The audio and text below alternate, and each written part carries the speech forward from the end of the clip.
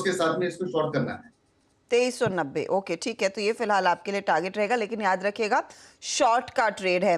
विकास, मैं आपके पास आऊंगी आपके तीसरे ट्रेड के लिए, लेकिन इस बीच फोकस लॉजिस्टिक कंपनियों पर आज है। याद रखिएगा सीएनबीसी आवाज पिछले हफ्ते से आपको बता रहा है कि भारत में नेशनल लॉजिस्टिक पॉलिसी का ऐलान होगा, और उसका ऐलान दरअसल इस सैटरडे को प्रधानमंत्री नरेंद्र मोदी ने किया।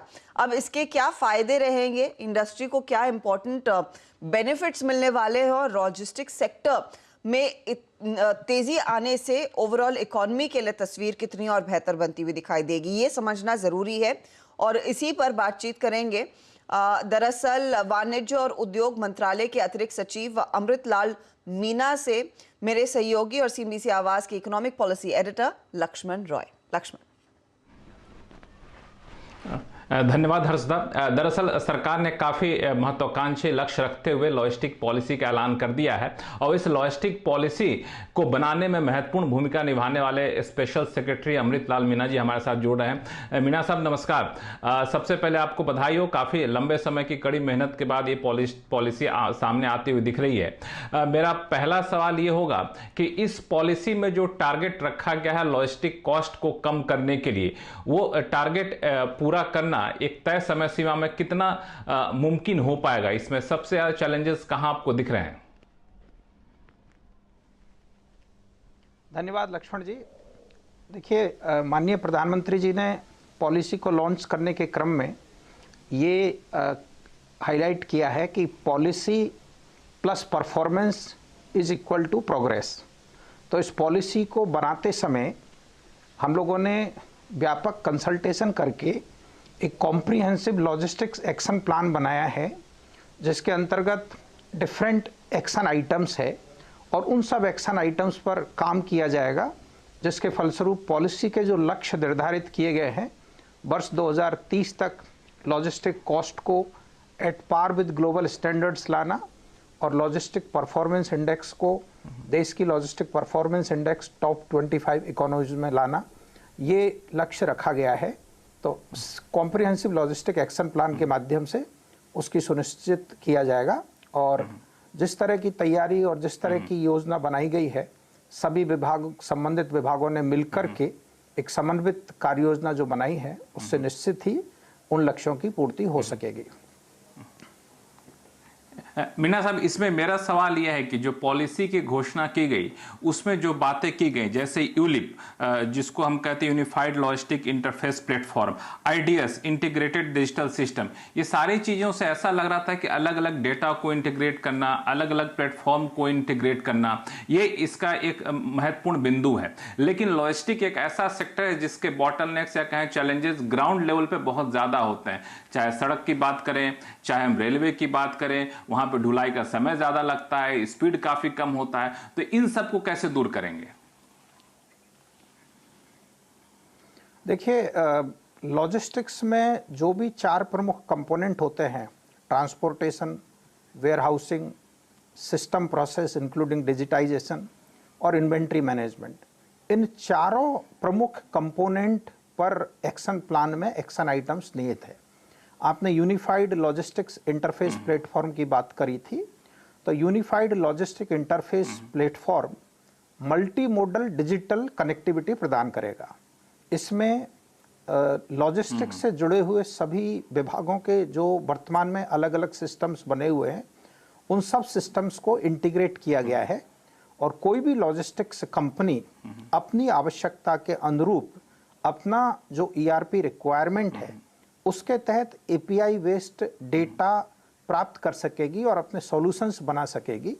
तो उससे फ़ायदा ये होगा कि उनका जो टाइम लगता है प्रोसेसेस में, डॉक्यूमेंटेशंस में, उसमें कमी आएगी। उदाहरण के तौर पर यदि मैं एक छोटे उदाहरण से आपको समझाऊं कि कोई एक लॉजिस्टिक्स कंपनी है जो मान लिया किसी ट्रांसपोर्टर से 100 ट्रक एंगेज करती है, तो उसको इन सभी 100 ट्रकों में ड्राइवर के क्रेडेंशियल जानने के लिए वाहन जो सिस्टम है MORTH का, उसमें एक एक करके डेटा का सत्यापन करना पड़ता, सारथी जो सिस्टम है उससे एक एक डेटा का सत्यापन करना पड़ता है। व्हीकल के बारे में, व्हीकल कंप्लायंट है कि नहीं, उसके लिए वाहन सिस्टम से सत्यापन करना पड़ता है।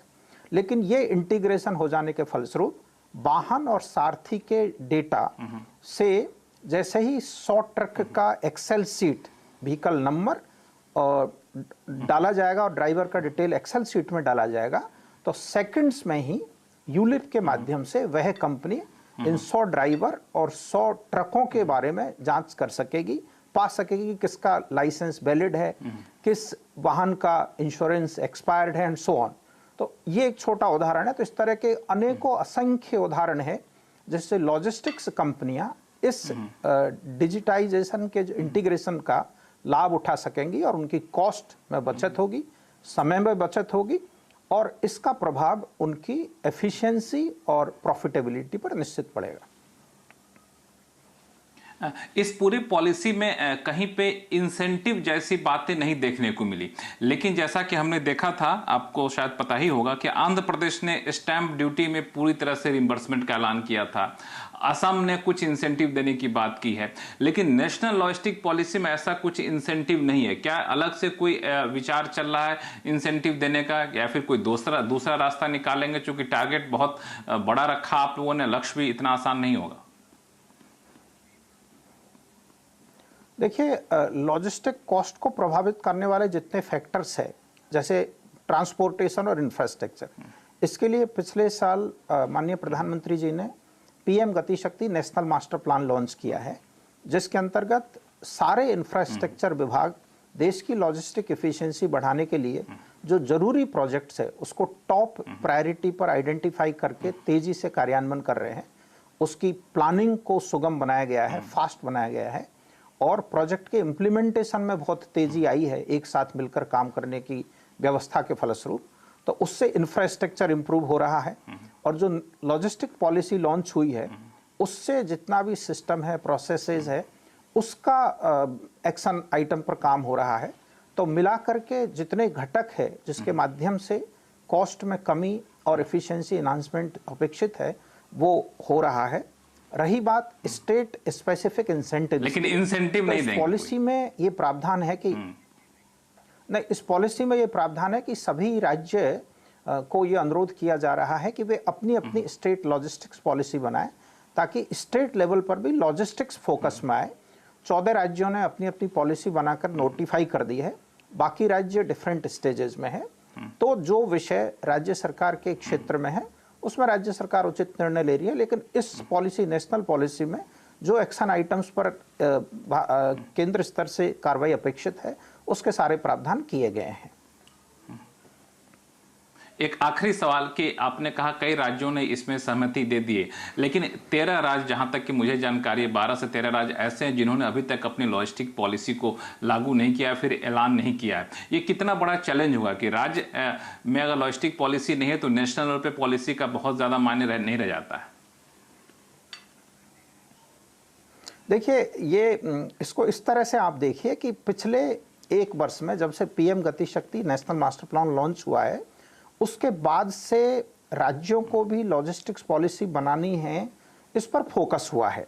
और इस वर्ष में पिछले 7-8 महीने के अंतर्गत आपको 14 राज्यों ने नोटिफाई कर दी, 13 ने ड्राफ्ट तैयार कर लिया जो उनके सक्षम स्तर की स्वीकृति की प्रक्रिया में है। बाकी राज्यों को भी जानकारी दी गई है, बाकी राज्य भी काम करेंगे। तो निश्चित ये बड़ी उपलब्धि है कि इतने अल्प समय में अधिकांश राज्यों ने अपनी पॉलिसी बना ली या बना रहे हैं और बाकी राज्य काम कर रहे हैं। तो ये बहुत तेजी से किया हुआ काम मैं कहूँगा। और लॉजिस्टिक फोकस स्टेट लेवल पर भी आया है, जिसके फलस्वरूप केंद्र सरकार के विभाग और राज्य सरकारें मिलकर के लॉजिस्टिक से संबंधित सारे कामों में एफिशिएंसी आएगी, तो सेक्टर की प्रगति को गति मिलेगी और जो टारगेट्स है, कॉस्ट कम करना, लॉजिस्टिक परफॉर्मेंस बढ़ाना, सेक्टर कोई मैन्युफैक्चरिंग कॉम्पिटिटिवनेस में योगदान बढ़ाना, इसकी निश्चित ही उपलब्धि हो सकेगी। चलिए सर, बहुत बहुत शुक्रिया सीएनबीसी आवाज के लिए वक्त निकालने के लिए, और मेरी शुभकामनाएं कि जिस पॉलिसी को आपने बनाया और जमीन पर उतरे और लॉजिस्टिक कॉस्ट में अच्छी खासी कटौती देखने को मिले। वापस चलते हैं स्टूडियो। शुक्रिया लक्ष्मण। ऑफ कोर्स पूरा लॉजिस्टिक पैक इनफैक्ट इस पॉलिसी के डिटेल का इंतजार कर रहा था पिछले हफ्ते तक, और आज जो डिटेल्स आपने हमारे समक्ष भी रखे हैं। ऐतिहासिक पॉलिसी और इसका असर ऑफ कोर्स हम देखेंगे आने वाले समय में, जरूर दिखाई देगा। लेंगे एक ब्रेक इस मोर्चे पर, अब लौटेंगे, विकास का एक ट्रेड बचा है और ओवरऑल रिकैप भी लेकर आएंगे खिलाड़ी नंबर 1 का। बने रहें CNBC आवाज के साथ।